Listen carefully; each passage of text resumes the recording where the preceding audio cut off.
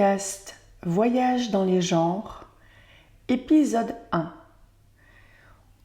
Mythes, contes et légendes aux origines de la littérature. Bonjour et bienvenue sur la ressourcerie de l'écrivain et son tout premier podcast qui va remonter loin, très loin aux origines de la littérature et des histoires que l'on se raconte. Je vous dresse tout d'abord un bref rappel de ce que je souhaite réaliser au sein de cette entité qu'est la ressourcerie. La ressourcerie se compose de plusieurs médias.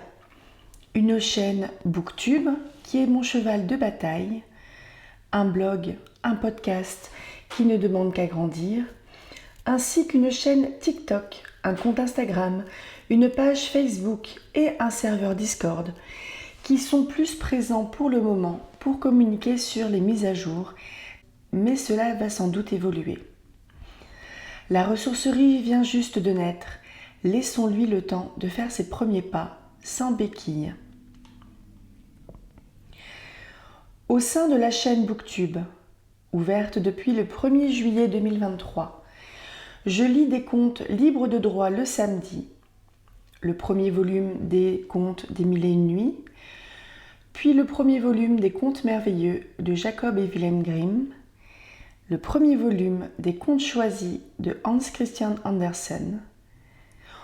Au moment de la sortie de ce podcast, je suis en train de lire Le merveilleux voyage de Nils Holgersson à travers la Suède de Selma Lagerlöf.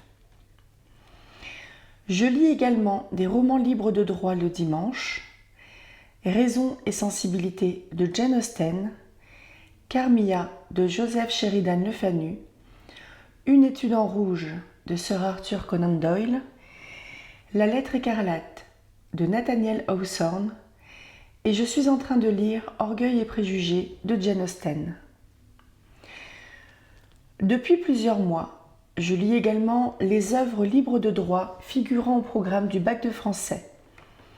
J'ai commencé par Manon Lescaut de l'abbé Prévost, puis Gargantua de Rabelais, La peau de chagrin d'Honoré de Balzac.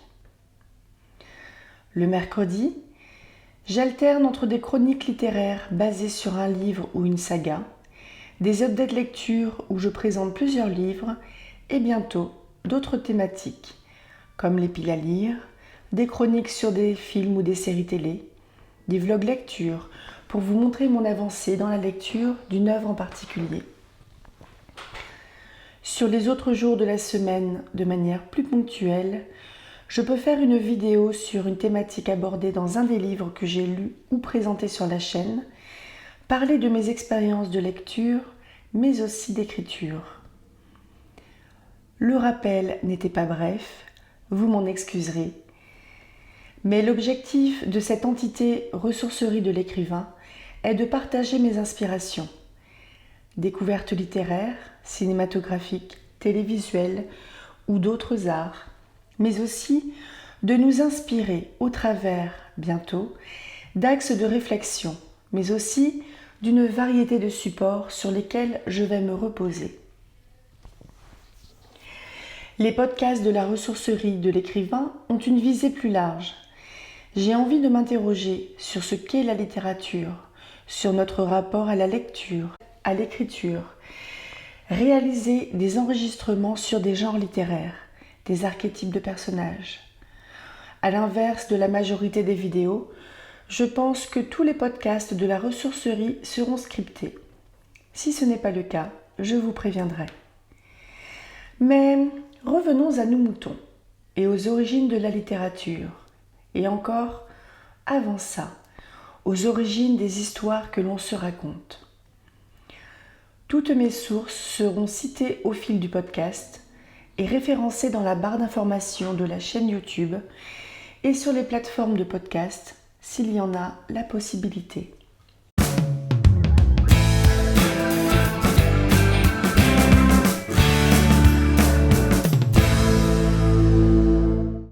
Toute histoire, tout acte de communication implique un message délivré par un émetteur à un récepteur au moyen d'un langage.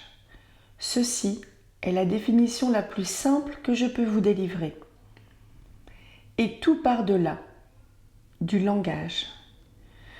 Le langage est la fonction d'expression de la pensée et de communication entre les humains, mise en œuvre par la parole ou par l'écriture, mais également tout système de signes permettant la communication. Et là, on est uniquement sur le langage écrit. Après avoir fait un tour du côté de la définition, je suis partie chez Radio France avec sa question philosophique. Qu'est-ce que le langage ? Le langage humain est intimement lié à la créativité, parce qu'il est aussi lié à l'invention, à évoquer des choses qui n'existent pas ou plus. Des mondes imaginaires au fantastique, de l'histoire avec un grand H au théâtre, on parle d'un langage artistique. Le langage permet de décrire, de réfléchir, mais aussi d'agir. Parfois, dire équivaut à faire. Quand le langage est-il apparu ? Peut-être il y a 300 000 ans, avec l'homme de Néandertal, ou l'Homo sapiens. Les premiers ossements de Néandertal ont été découverts au XIXe siècle en Allemagne. Les paléoanthropologues sont parvenus à reconstruire toute l'oreille interne et l'oreille moyenne de l'homme de Néandertal à partir de ses ossements, c'est-à-dire tout son appareil auditif, et de déterminer quelle bande de son il était capable d'entendre. Chez tout être vivant communiquant par le son, il y a forcément une relation entre les sons qu'on est capable d'émettre et ceux qu'on est capable d'entendre. Il y a une coadaptation entre tous les organes, le cerveau, la gorge, l'oreille, pour que l'on puisse entendre les sons qui nous sont utiles. Néandertal avait certainement des capacités phonatoires proches des nôtres, tout en étant différentes. Allons maintenant du côté de Wikipédia et de l'article sur les origines du langage. Selon Perrault et Mathieu, le langage humain serait apparu il y a entre 350 000 et 150 000 ans chez Homo sapiens. Cette datation est estimée par la vitesse d'accumulation de phonèmes. L'étude des os, de la musculature crânio-faciale et des phénomènes culturels comme les sépultures donne aussi des informations sur le moment de son apparition.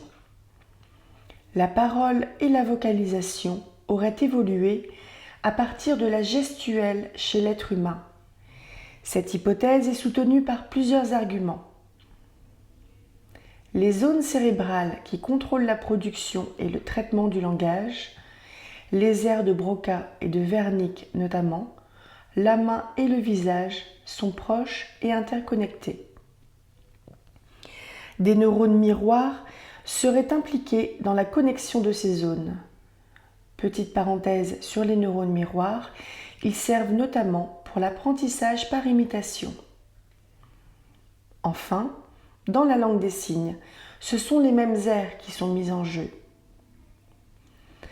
Les travaux récents en anthropologie, en archéologie, en génétique et en linguistique suggèrent l'hypothèse d'une langue originelle commune.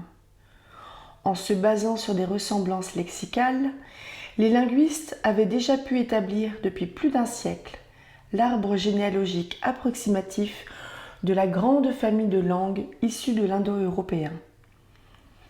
L'expansion des langues indo-européennes correspond au développement de l'agriculture à partir du plateau anatolien, entre 9800 et 7800 ans avant notre époque.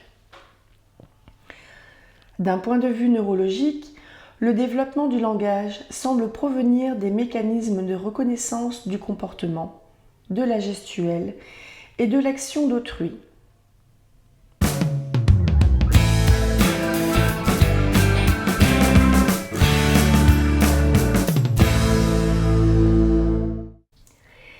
Mais quelles sont les fonctions du langage ? Communiquer suppose un contexte, un émetteur qui s'exprime, réel ou fictif, un récepteur qui reçoit l'information, réel ou fictif, un message, un canal de transmission, voix, papier, écran. Quand il s'exprime, l'émetteur poursuit un but, son message a une fonction. Selon le linguiste Roman Jakobson, il existe 6 fonctions du langage. Tout acte de parole ou de communication correspond à une de ces 6 fonctions: référentielle, expressive, poétique, conative, phatique ou métalinguistique. Mais laissez-moi décliner tout cela. La fonction référentielle parle du contexte résumé par la question « à propos de quoi ?». Elle a pour but de décrire objectivement, de transmettre une information. Les indications sont précises et objectives. La fonction expressive parle de l'émetteur et pose la question « qui ?». Elle a pour but d'exprimer un ressenti par rapport au sujet abordé.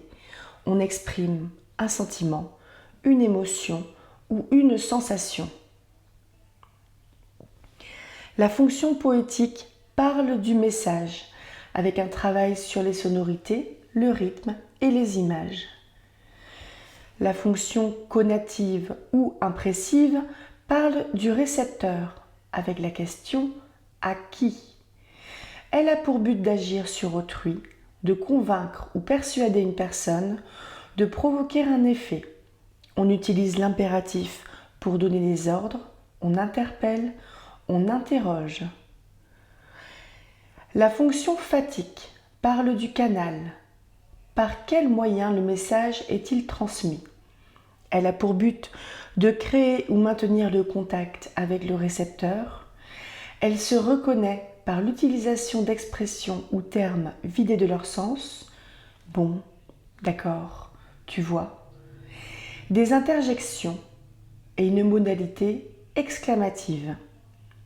Enfin, la fonction métalinguistique aborde le code en posant la question de quel langage est utilisé. Elle a pour but de veiller à l'intelligibilité, à la compréhension du message, de définir, de donner une règle. Évidemment, il doit exister pléthore de concepts sur les fonctions du langage, mais comme il m'a fallu faire un choix, celui-là a été guidé par la facilité et les premières réponses Google. Passons maintenant au message du langage.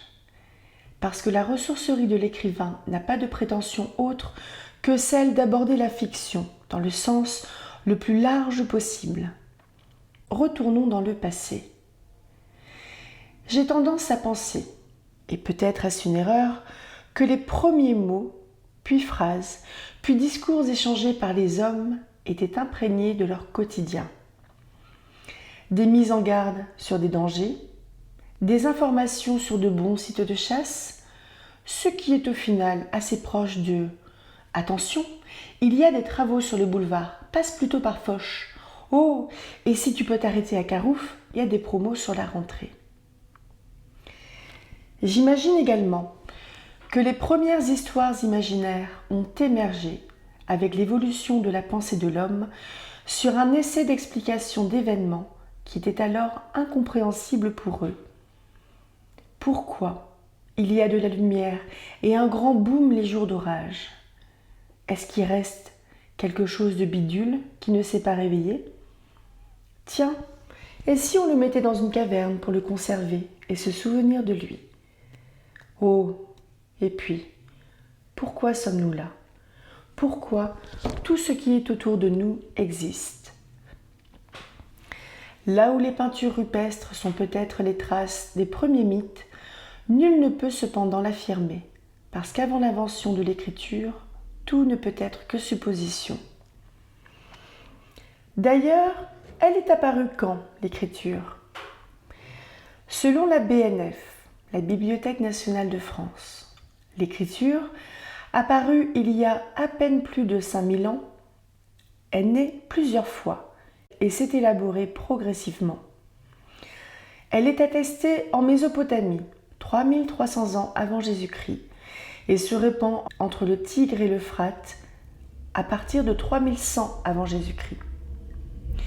Les plus anciens documents égyptiens portent des traces d'écriture datant à peu près de la même époque.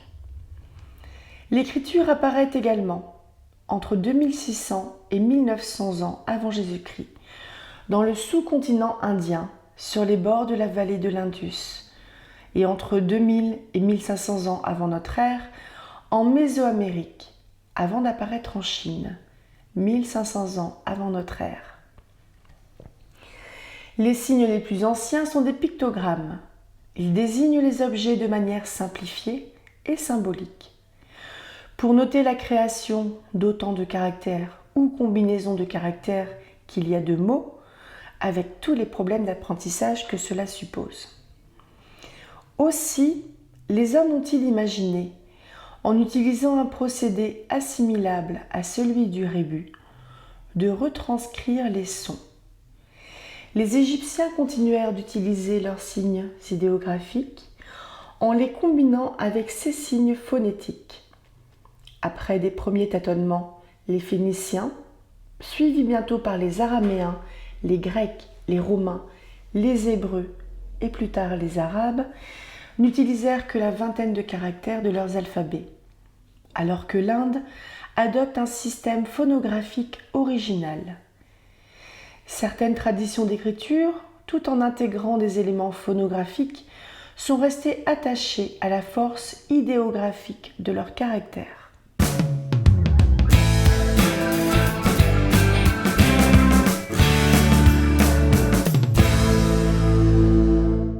Les premiers récits imaginaires sont sans doute les mythes.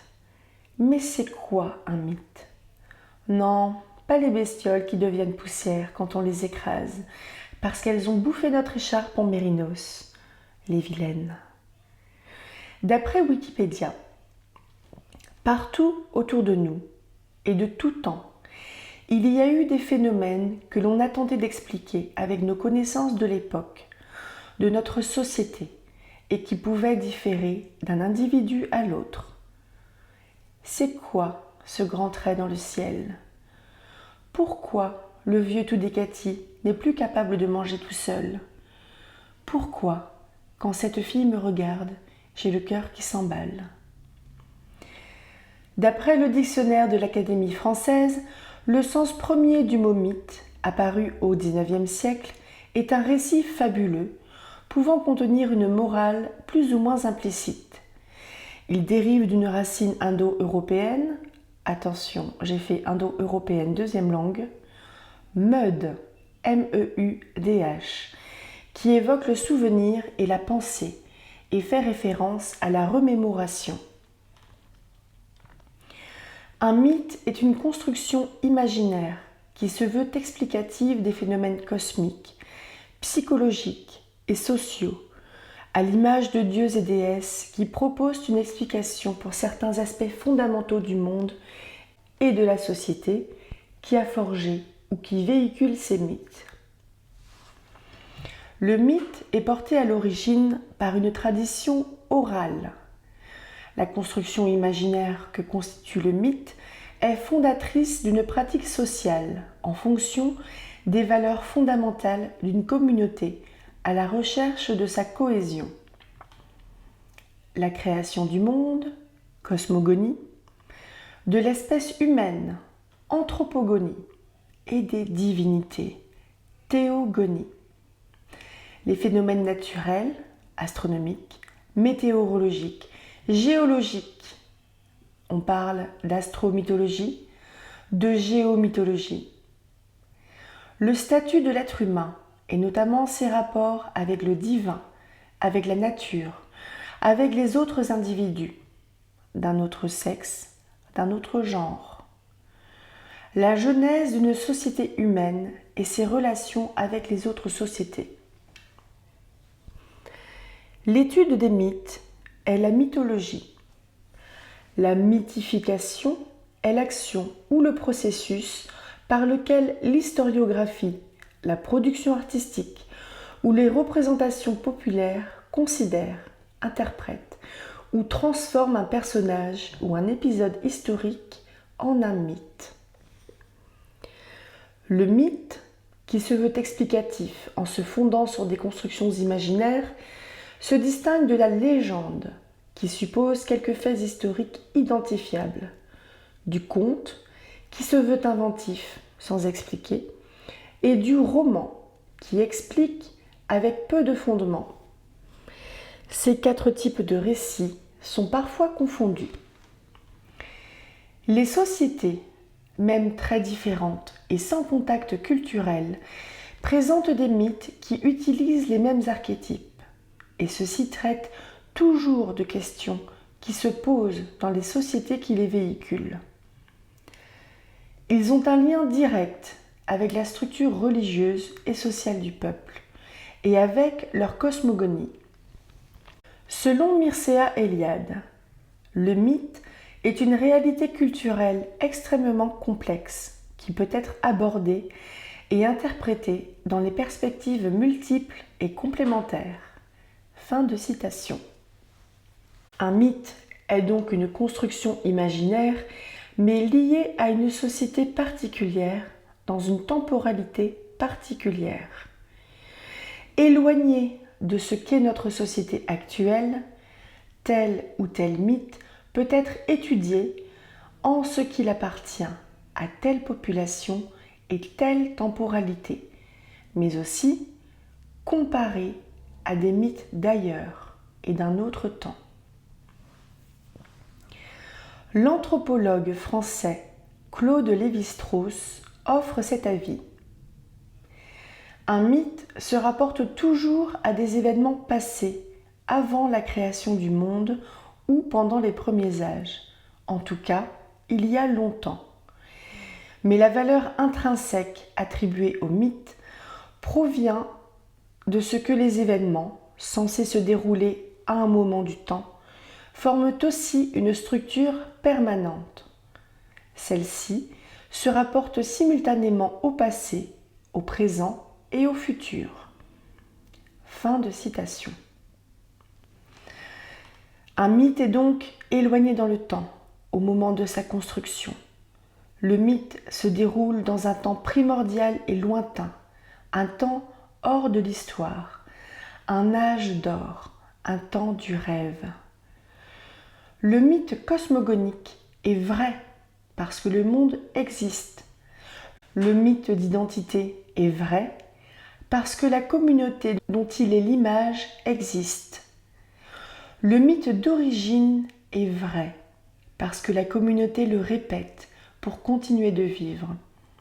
En ce sens, le mythe contient quasiment toujours des éléments de liturgie.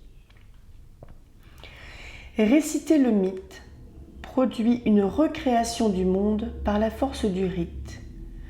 L'exigence du sacrifice est l'un des plus puissants. Le mythe n'est pas récité n'importe quand, mais à l'occasion de cérémonies. Naissance, initiation, mariage, funérailles, et tout un calendrier de fêtes et de célébrations, c'est-à-dire à l'occasion d'un commencement, d'une transformation ou terminaison dont il rend compte. Ou rend compte, C-O-N-T-E, c'est selon. Les mythes sont des références essentielles des incantations, notamment dans le chamanisme. Le spécialiste de la mythologie gréco-latine, Pierre Grimal, concède cette définition généraliste où il prend parti finalement d'accepter le mythe pour lui-même. C'est à la Grèce que l'on doit le nom et la notion même de mythologie. L'esprit et l'hène opposaient, comme deux modes antithétiques de la pensée, le logos et le mythos, le raisonnement et le mythe. Le premier, c'est tout ce dont on peut rendre compte rationnellement, tout ce qui atteint à une vérité objective et qui est identique pour tous les esprits. Le second, c'est tout ce qui s'adresse à l'imagination, tout ce qui n'est pas susceptible de vérification, mais porte sa vérité en soi-même, dans sa vraisemblance, ou, ce qui revient au même, la force de persuasion que lui confère sa beauté. Un mythe est une parole performative. Fin de citation. Souvenez-vous, la parole performative a pour but de convaincre son auditoire. Mais cette parole est également agentive en ce qu'elle agit. Elle agit sur le monde, les choses, les êtres, les transforme et les influence. Et le conte, c'est quoi ? Nous avons pu voir dans la définition du mythe qu'il se différenciait du conte qui, contrairement à lui, est inventif, mais sans expliquer. Le mot conte désigne à la fois un récit de faits ou d'aventures imaginaires et le genre littéraire, avant tout oral, qui relate les dits récits. Le conte porte en lui une force émotionnelle ou philosophique puissante. Il se distingue du roman, de la nouvelle et du récit d'aventure par l'acceptation de l'invraisemblance propre au genre merveilleux, ainsi que par certains codes, comme la fameuse phrase d'introduction traditionnelle « Il était une fois ». Il y a deux pratiques du genre littéraire qu'est le conte, l'oral et l'écrite. Ces deux pratiques se différenciant par leur mode de création et de diffusion comme par leur contenu. Il convient de les distinguer. Mais le conte, c'est déjà un terme. Walter Benjamin, dans son étude « Le conteur, considération sur l'œuvre de Nicolas Lescoff » datant de 1936, montre que l'art de raconter arrive à sa fin et que la capacité d'écouter est de plus en plus limitée. La capacité d'échanger des expériences entre humains devient impossible. Ce serait parce que l'expérience humaine perd de sa valeur. Walter Benjamin affirme que le premier signe de phénomène qui provoque le déclin du récit est l'apparition du roman. Le roman se place en dehors de toute tradition orale. Une conteuse racontera sa propre expérience ou celle d'autres, alors que le romancier travaille dans la solitude, en vue d'écrire un texte qui sera imprimé, seul moyen pour lui de diffuser son œuvre. Sans imprimerie, pas de roman. Dans sa solitude, une romancière sera dans l'impossibilité d'exprimer comme exemplaire son propre vécu. Écrire un roman demande d'exacerber les vies humaines et de développer la profonde perplexité d'un être vivant. Il n'y a plus, comme dans le conte, une expérience qui peut être utile à un autre humain, pouvant se propager de bouche à oreille. En plus du roman, une autre forme de communication affaiblit encore la vitalité des récits, l'information. L'information impose la possibilité d'une vérification rapide, mais elle n'est souvent pas plus exacte que les contes des siècles précédents. Alors que les contes invitent au merveilleux, au dépassement, l'information reste sur la question du plausible. Les informations qui viennent à nous du monde entier débordent d'explications, de précisions infinies qui desservent ce qui pourrait être un récit.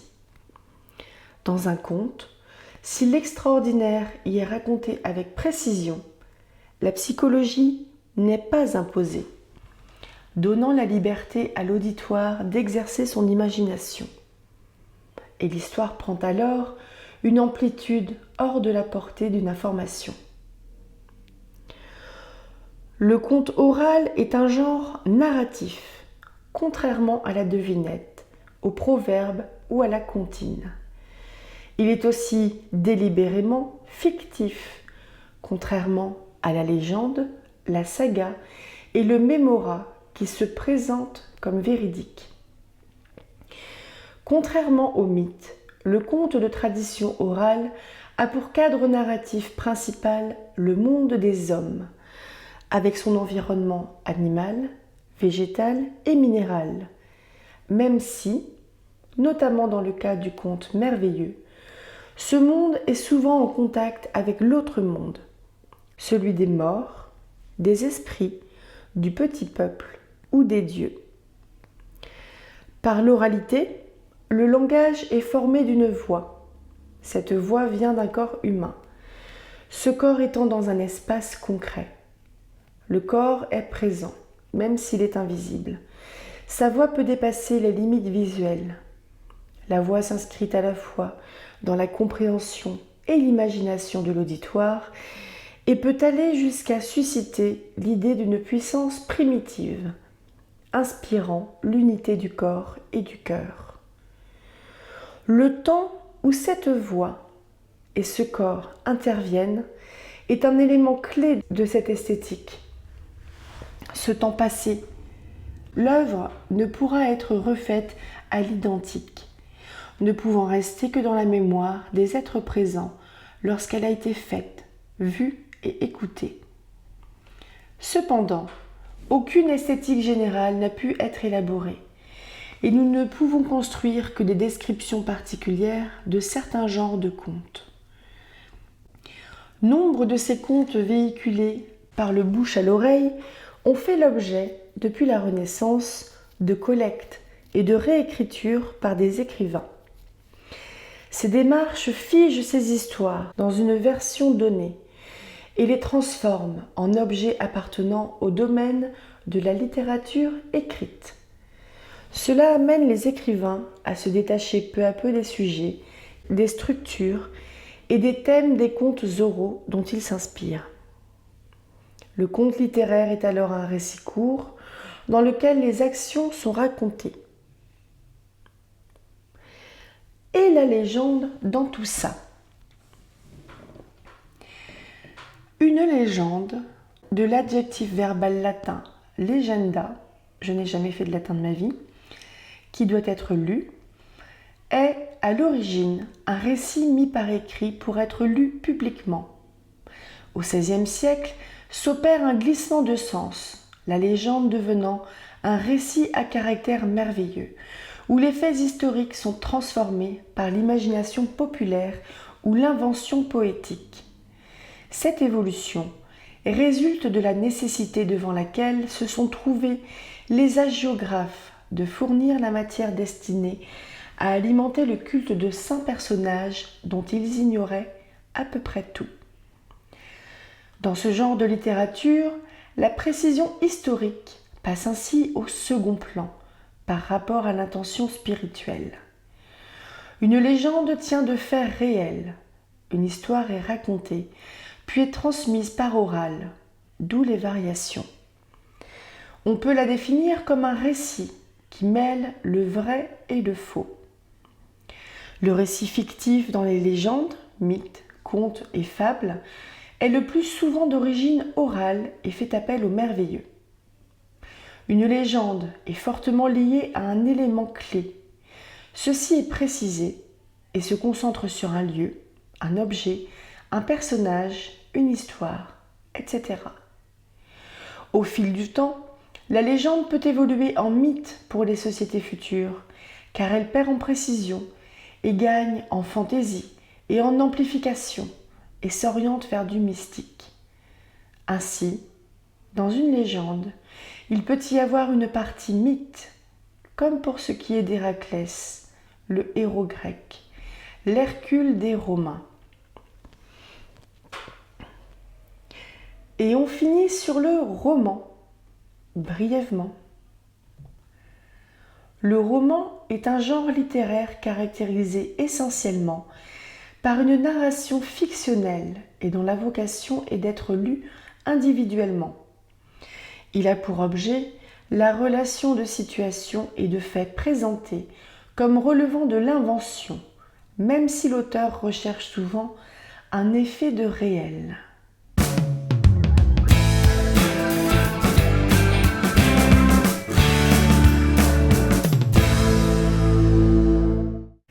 Et il a fallu tout ce cheminement de pensée pour assister à la naissance des sociétés humaines, du langage, d'une quête de sens de ce que les hommes vivaient ou pouvaient voir autour d'eux. Des premiers mots au dernier pavé sur votre table de nuit, il s'en est passé du temps. Alors, est-ce que je vous ai perdu en cours de chemin ?